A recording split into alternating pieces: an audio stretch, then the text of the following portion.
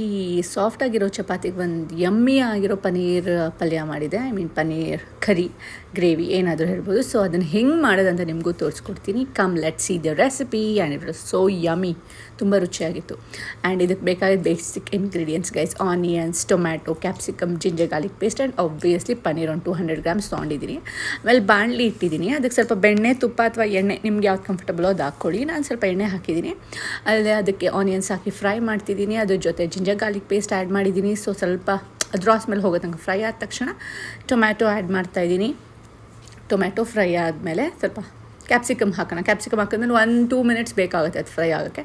So ಅದಾಗಿದ ತಕ್ಷಣ salt ಮತ್ತು ಟರ್ಮರಿಕ್ನ add ಮಾಡಿ ಇನ್ನೊಂದು ಸ್ವಲ್ಪ ಫ್ಯೂ ಸೆಕೆಂಡ್ಸ್ ಫ್ರೈ ಮಾಡ್ತಾಯಿದ್ದೀನಿ. ಸೊ ದಟ್ ಅದು ಚೆನ್ನಾಗಾಗುತ್ತೆ. ಆಮೇಲೆ ½ spoon of chilli powder and ½ spoon of garam masala and 1 spoon of coriander powder, ಧನಿಯಾ ಪುಡಿ, ಆಮೇಲೆ ಪನ್ನೀರು ಇದೆಲ್ಲನೂ ಹಾಕಿ ಸ್ವಲ್ಪ ಮಿಕ್ಸ್ ಮಾಡೋಣ. ನಾನು ಸ್ವಲ್ಪ ವಾಟರ್ ಆ್ಯಡ್ ಮಾಡ್ತೀನಿ, ಸ್ವಲ್ಪ ಗ್ರೇವಿ ಥರ ಬೇಕು ಚಪಾತಿಗೆ. ಸೊ ಸ್ವಲ್ಪ ವಾಟರ್ ಆ್ಯಡ್ ಮಾಡಿಬಿಟ್ಟು ಅದನ್ನು 1-2 ಮಿನಿಟ್ಸ್ ಬೇಯಿಸ್ತೀನಿ. ಸೊ ಆಮೇಲೆ ಸ್ವಲ್ಪ ಕೊತ್ತಂಬರಿ ಸೊಪ್ಪು ಉದುರಿಸಿ ನಮ್ಮ ಯಮ್ಮಿ ಆಗಿರೋ paneer curry is ready to serve. Thanks for watching guys.